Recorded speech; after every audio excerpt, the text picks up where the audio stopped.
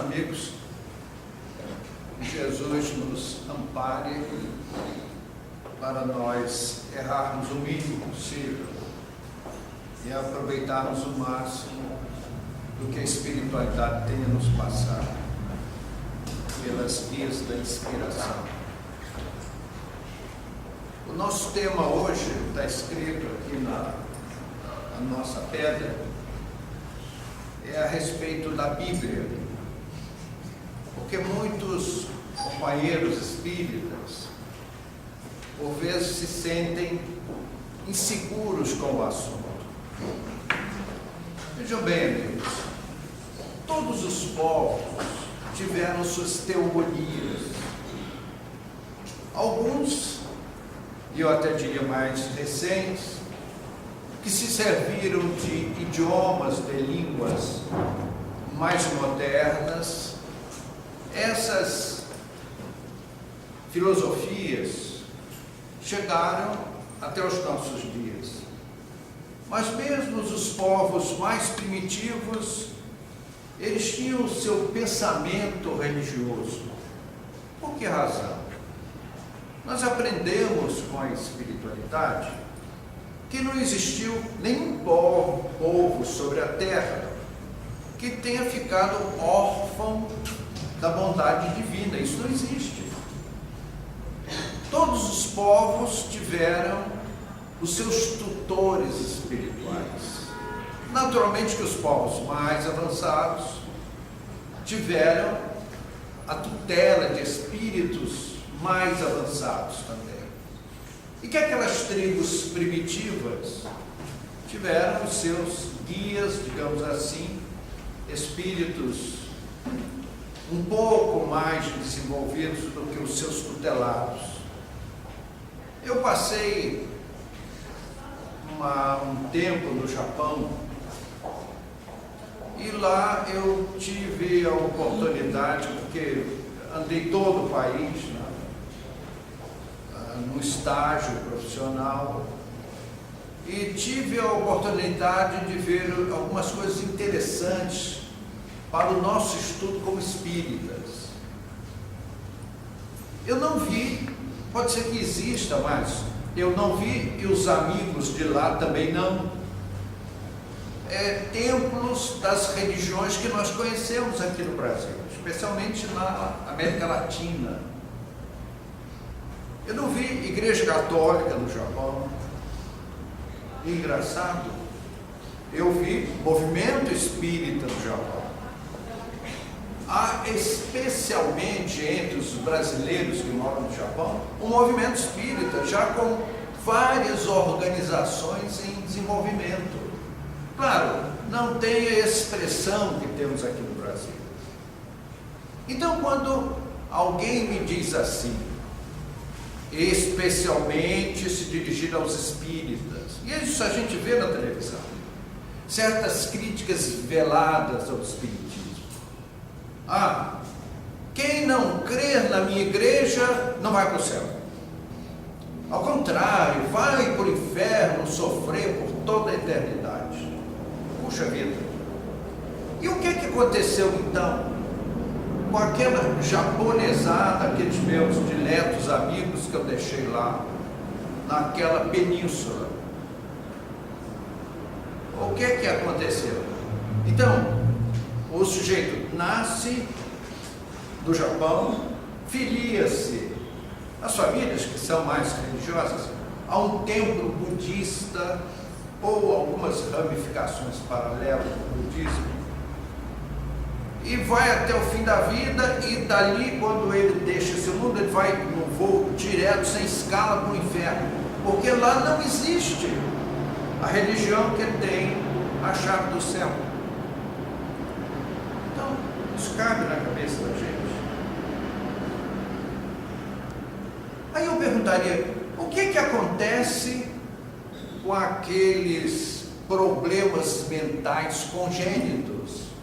Pessoas que nascem com perturbações mentais e que não têm opinião própria. O que acontece? Eles vão para o céu ou vão para o inferno? E para o céu, um céu que não fizeram por merecer. O inferno também não fizeram por merecer. E o que acontece?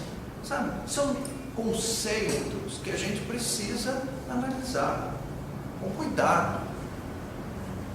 Quando o senhor Pedro Álvares Cabral chegou aqui no Brasil, faz tempo, né? A gente era criança nessa época, nem lembra direito, né? Ele chegou e ele encontrou toda uma população de silvícolas.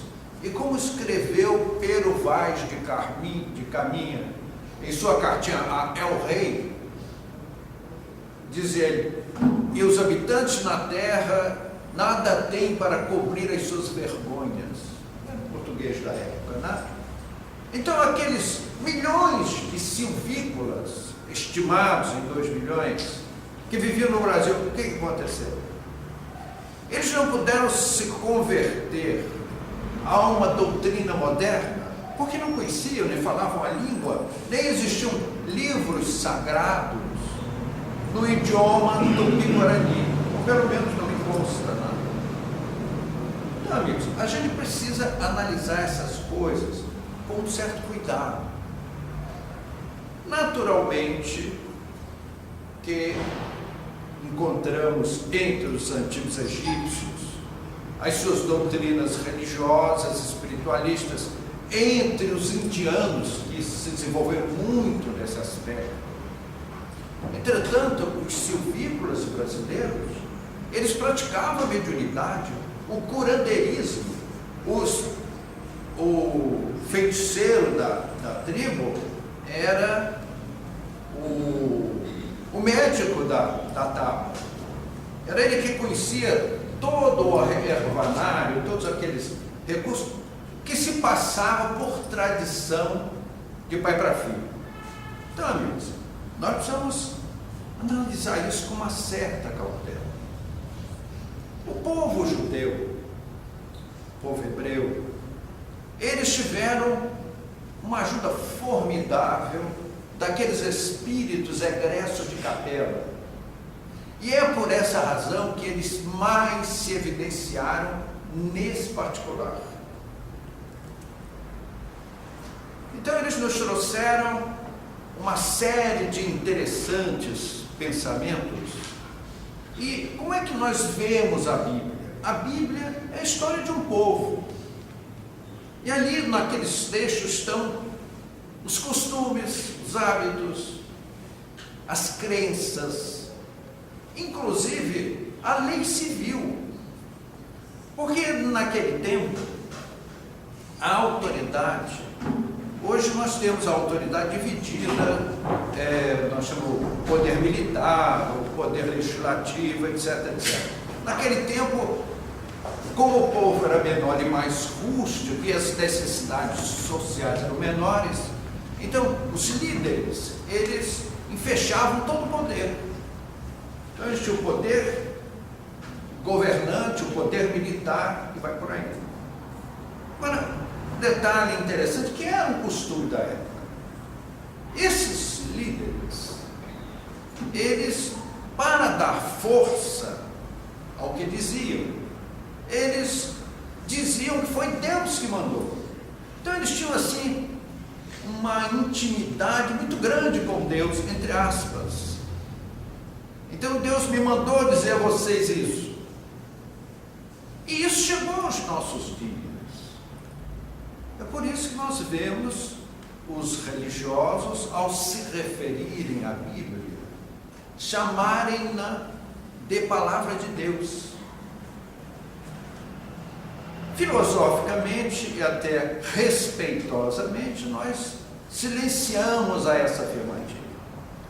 Mas vejam bem, por exemplo, só um exemplo prático. Existe uma passagem bíblica em que o legislador determinou o seguinte: se uma vaca for ao quintal do vizinho e comer o capim lá existente, como aquela região era árida, capim lá valia seu peso em ouro, né? Então o animal comer o capim do vizinho era um problema muito grave. Então essa vaca será morta em praça pública e ninguém comerá da sua carne. Onde é que está a palavra de Deus aí? Então nós vemos que nesses textos coexistem assuntos puramente humanos, porque aqueles livros foram escritos por homens, com certeza. Naturalmente que alguns desses homens, sem dúvida, eram homens inspirados. E nós sabemos como é a inspiração. A inspiração passa pela cabeça do médium e sofre o crivo do médium. Só médiuns como Chico Xavier, para ser aquele espelho absolutamente puro, que reflete a luz sem nenhuma mácula. Mas os demais possuem a sua dose de influência nas coisas que dizem. Esse é um estudo natural e todo médium tem que entender isso. Só o médium muito treinado é que dá uma límpida passividade à comunicação dos espíritos. Então, amigos, nós vemos nesses textos assuntos puramente administrativos, puramente econômicos, mas algumas expressões de espiritualidade superior. Eu gostaria de frisar bem dentro desses comentários. Se alguém estiver supondo que eu estou reduzindo a Bíblia a pó, a nenhum valor, pensou errado. Nós estamos estudando o assunto, nós temos que ter a tranquilidade, a coragem de estudar todas as coisas. Então, quando nós pegamos a Bíblia, o que nós temos, e lemos alguma coisa, o que nós temos que fazer? Usar aquela recomendação da doutrina espírita, examinar todas as coisas e selecionar o que é bom através do crivo do bom senso. Se alguma coisa nos parece disparatada, alguém diz, não, mas está escrito na Bíblia, e daí? Ah, mas a Bíblia foi escrita por Deus. Não é verdade. A Bíblia foi escrita pelos homens. Em muitos capítulos, em muitos pensamentos, inspiradamente, belíssimas orientações para o nosso progresso espiritual, sem dúvida. Mas precisamos saber não confundir a literalidade dos textos bíblicos. A Bíblia foi escrita em cerca de 600 anos. Esses 600 anos, se você pegar os textos do Gênesis, porque ela vai do Gênesis ao Apocalipse, se você pegar os primeiros originais, eles foram grafados de forma absolutamente incompatível com os últimos escritos bíblicos, porque em séculos as línguas se alteraram.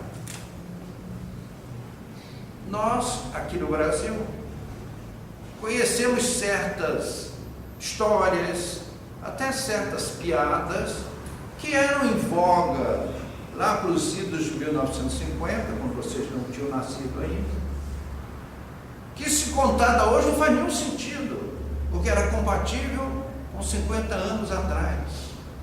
Me referir à carta de Pedro Vaz de Caminha. Você lê a carta, é o chamado português arcaico. Nós temos, eu li o original no museu. É difícil você entender o que o escrivão da frota enviou ao rei de Portugal. Porque era uma linguagem que absolutamente não se coaduna com a nossa linguagem de hoje. Agora vocês imaginem, séculos depois, e numa época primitivista. Na época em que esses textos foram escritos, primeiramente, eles usaram as formações verbais da época, número 1. Número 2, usaram o idioma da época, que foram passando os séculos, e esses idiomas foram se alterando. Muitas línguas morreram. E outro detalhe muito interessante. Esses textos eram manuscritos. Não existia imprensa na época, não existia impressora, máquina multifuncional, nada disso, né? Algumas poucas pessoas na tribo, mas pouquíssimas, sabiam escrever. E eu pergunto, e a multiplicação? Eram cópias, manuscritas. E será que, durante séculos, séculos e séculos de manuscritos, não aconteceram falhas? E mais ainda, não aconteceu daquele que escreveu manuscritamente, se ele não colocou algumas opiniões pessoais no meio? Isso é altamente provável. Agora, mais ainda, esses textos ficaram na mão dos religiosos dominantes por 1000 anos. Não havia imprensa, não havia nenhum controle, e é evidente que ali foram colocados textos que justificavam dogmas por eles estabelecidos. Então, o que aconteceu? O que chegou aos nossos dias, o que nós temos que fazer? Como diz o ditado, separar o joio do trigo. Dizer que foi Deus que escreveu. Deus só escreveu 2 livros. Deus, esses 2 sim, escreveu pessoalmente 2 livros. Qual deles? Primeiro, o livro da natureza, que está aí aberto para quem quiser ler, especialmente os homens de ciências, que são os tradutores do livro da natureza para nós os leigos.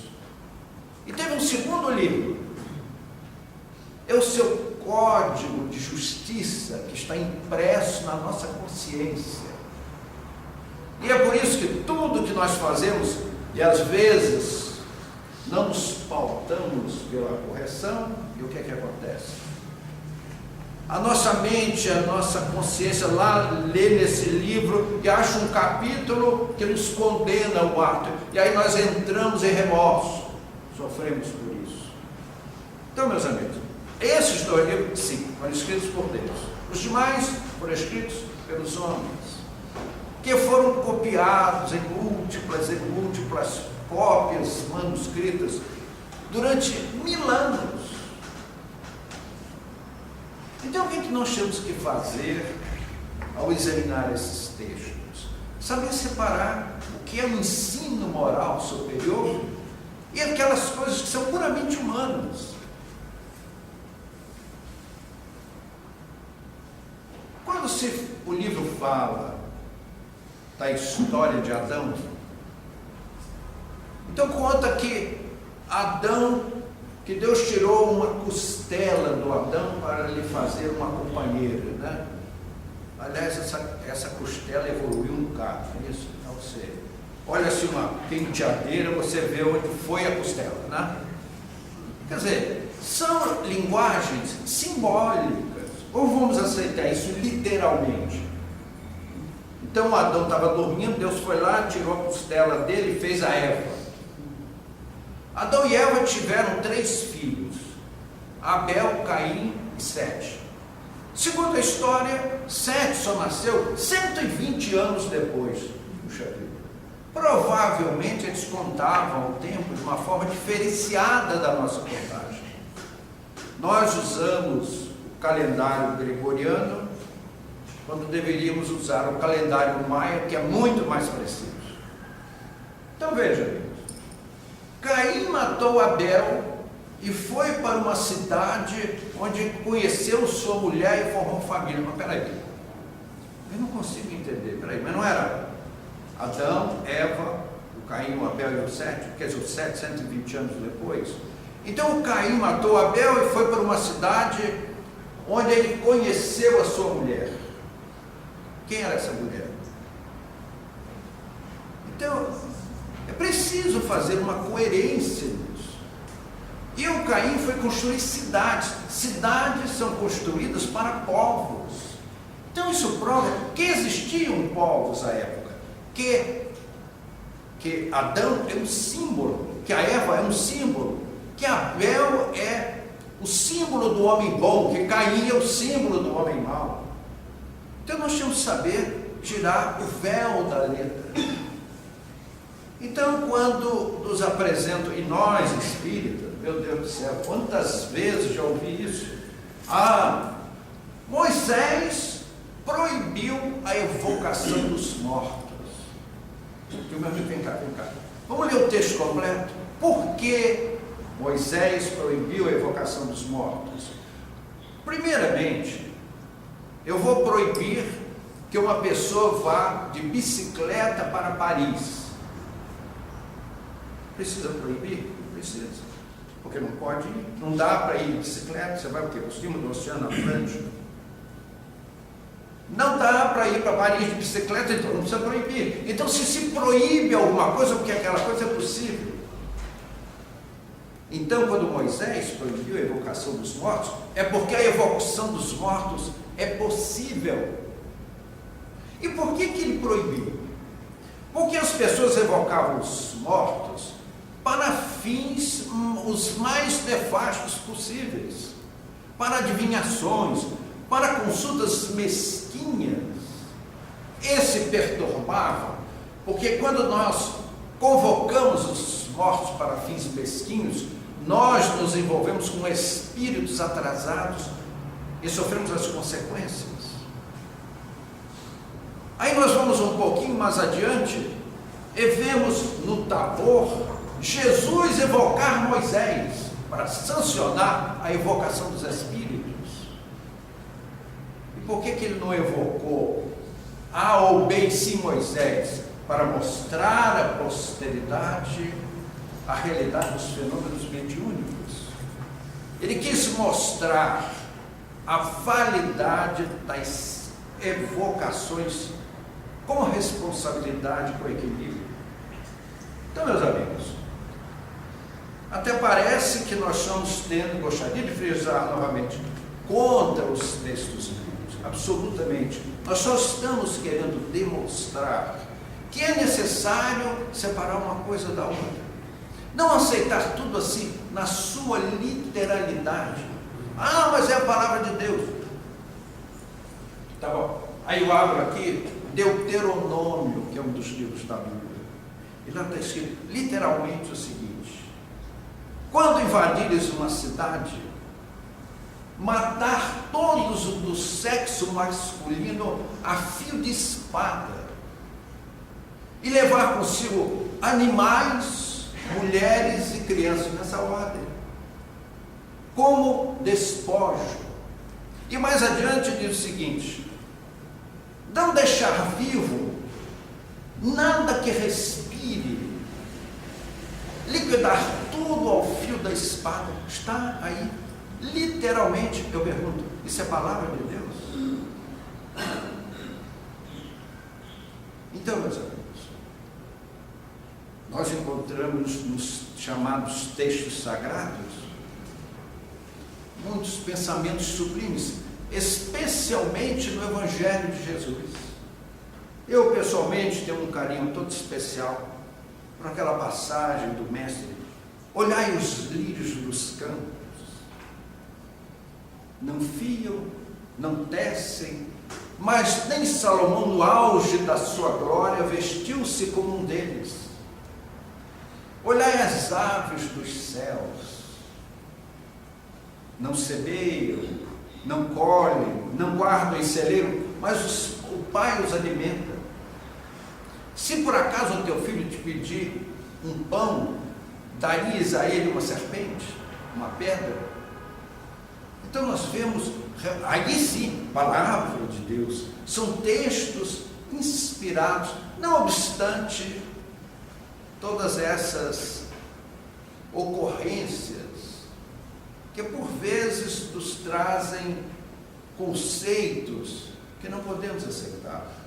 Então, meus amigos, não nos preocupemos quando pessoas que não conhecem a doutrina espírita nos trazem críticas baseadas em textos bíblicos, que nós, por não sermos profundos estudiosos da Bíblia, por vezes ficamos preocupados. Eu gosto muito desse livrinho aqui, Razão e Dogma, de Américo D. Nunes Filho, que é médico. O doutor Américo é um estudioso dos textos, chamados textos bíblicos. E esse livrinho foi editado pelo Clarim, lá de Matão. Então, se alguém quiser aprofundar o estudo do livro, ele está aqui a recomendação nossa, né? Então, meus amigos, continuando o nosso comentário, nós temos que, nós espíritas, estudar principalmente o Evangelho segundo o Espiritismo. Jesus observou que os homens fariam uma confusão muito grande com seus ensinos. E é verdade. Eu estou convencido que os fundadores das religiões foram idealistas. Estou convencido que os dirigentes das diversas religiões são pessoas idealistas. E aqueles que vão aos seus templos religiosos em busca de uma expressão de espiritualidade, o fazem com toda sinceridade. Estou convencido disso. Entretanto, há um trabalho da espiritualidade maior para ajudar as religiões do mundo a progredirem espiritualmente. Nós não podemos, ou até quando ficaremos, seguindo dogmas do chamado culto externo, em que você vai a um templo religioso e faz lá uma série de gestos, levanta, senta, faz uma porção de gestos, usa umas coisas estranhas. Peço desculpa para esse tipo de comentário. Eu sou filho de uma família espírita e não me habituei com os costumes das religiões ortodoxas. Eu aprendi desde cedo, com a doutrina espírita, que o Evangelho de Jesus é um manancial de ensinamentos morais. Jesus em nenhum momento disse assim: vocês não precisam fazer coisa nenhuma, é só me aplaudir. Eu adoro um aplauso, eu adoro uma louva minha, eu adoro uma bajulação, é só isso que vocês precisam fazer. Foi isso, me mostre onde está escrito isso no Evangelho de Jesus. Se isto fora, Jesus nada teria ensinado, mas ele não fez outra coisa a nos passar ensinamentos morais. Ele nos mandava a amar a Deus sobre todas as coisas, e é mesmo. É um exercício que nós precisamos aprender a fazer, amar a Deus sobre todas as coisas, porque Ele é o nosso insigne Criador, a Ele devemos absolutamente tudo. Amar ao próximo como a nós mesmos. Se alguém nos pedir a capa, vamos dar na túnica também, se é ele. Perdoar, não 7 vezes, mas 70 vezes 7. Então Jesus nos mandava ser pacientes, tolerantes, compreensivos com o erro do nosso semelhante, perdoar aos que erram contra nós, para que Deus nos perdoe. Os discípulos pediram: Senhor, ensina-nos a orar. Jesus ensinou. Então, Jesus foi em todo o tempo um manancial de ensinamentos. Quem quiser vir após mim, tome a sua cruz e siga-me. Então esse é o conselho do Mestre. Da manjedoura ao Calvário, durante 3 anos Jesus foi aquele manancial de ensinos. Então Jesus não queria aplausos, não queria louvamias. Jesus em nenhum momento mostrou qualquer interesse por idolatria pessoal. Muito contrário. Foi vedes esses grandes templos, em verdade vos digo, que não ficará pedra sobre pedra. Então, meus amigos, Jesus foi um manancial de lições do começo ao fim. Eu conheci uma moça que uma vez ela me disse o seguinte: João, eu assisti sua palestra, mas me mostre onde na Bíblia está escrita a palavra reencarnação. Pelo caminho. E eu até tomaria um susto se na Bíblia estivesse escrita a palavra reencarnação. Mas, meus amigos, a reencarnação, à luz do bom senso, coloca por terra todos os argumentos que sejam contrários a todo o princípio elevado. É a reencarnação que nos mostra por que um nasce em berço de ouro, no caso de vocês, e outros nascem na favela. Um nasce em Nova York, o outro nasce em Bagdá. Coitadinho, né? Por quê? Porque um é feio, até bonito. Porque um tem saúde, outro não tem saúde. Porque um é muito inteligente e o outro, coitadinho, é capaz de fazer um O usando um copo. Aí isso, põe um copo, passa o lápis, olha o O. Esse é o O, redondinho. Então, meus amigos, é porque são espíritos com idades diferentes, idade espiritual diferente.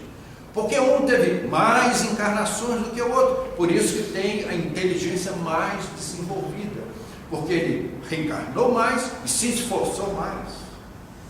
É aquela tríade que havíamos comentado a semana passada, que é o mestre, o tempo, mestre e esforço. Então, meus amigos, a expressão reencarnação é uma expressão moderna. Em nenhuma hipótese poderíamos encontrar a expressão reencarnação num livro muito antigo. Aqueles povos, por influência dos habitantes de Capela, eles conheciam a lei da reencarnação.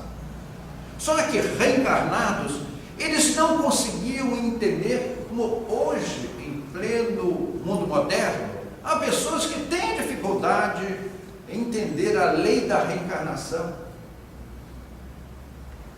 Eles sabiam que o espírito voltava. Leia em Isaías capítulo 26.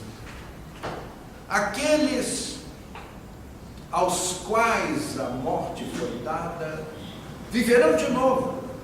Os mortos ressuscitarão.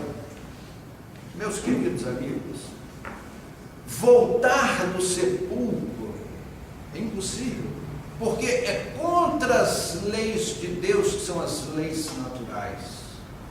Quando nós jogamos um corpo num sepulcro, as leis naturais trabalham a decomposição cadavérica. Então é impossível que aquele corpo retorne à vida, porque é contra as leis naturais, que são as leis de Deus. Mesmo porque aquela matéria se espalha pela natureza, formando as plantas, os vegetais. Aí vem o boi, come o vegetal, aí vem o homem, come o boi. E agora, como é que fica? Quem que vai voltar? Então eles sentiam que o espírito volta, e não sabiam explicar como. Foram necessários espíritos, como o sumo pontífice de Amon-Ra, que nos trouxe o livro dos mortos no Antigo Egito. Homens como Nicodemos, que foi falar com Jesus na calada da noite: mas mestre, como posso eu, sendo já velho, entrar no ventre da minha mãe para nascer de novo? Vejam que nem Jesus usou a expressão reencarnação, que é uma expressão moderna, não existia à época, não estava no dicionário da época. Tu és mestre em Israel e desconhece essas coisas? Em verdade vos digo que ninguém verá o reino de Deus sem não nascer de novo. Meus amigos, Jesus pregando a reencarnação de uma maneira clara e indiscutível. Ah, não, ele se referia a um renascimento moral. Não é verdade. Era renascimento físico, biológico mesmo. Veja, mestre, como posso eu, já velho, entrar no ventre da minha mãe para nascer de novo? Era sobre reencarnação. E Nicodemos, ao questionar Jesus, é porque Jesus, em particular, com os seus discípulos, aos quais Nicodemos se aproximava, pregava a reencarnação, ou melhor dizendo, ensinava a oportuna lei da reencarnação. Esta bendita reencarnação que nos permite, meus amigos, nos quitarmos com um passado culposo, onde as nossas estrepulias comprometeram a nossa consciência, e Deus joga um véu para nós não sofrermos muito sobre esse passado culposo, para, através do amor, nós nos reintegrarmos aos nossos desafetos do mundo. Então, meus amigos, se nós tirarmos o véu da letra, sem dúvida, a Bíblia é um livro sábio que tem muito a ensinar aos nossos espíritos. Que Jesus nos guarde e nos abençoe. Muito obrigado.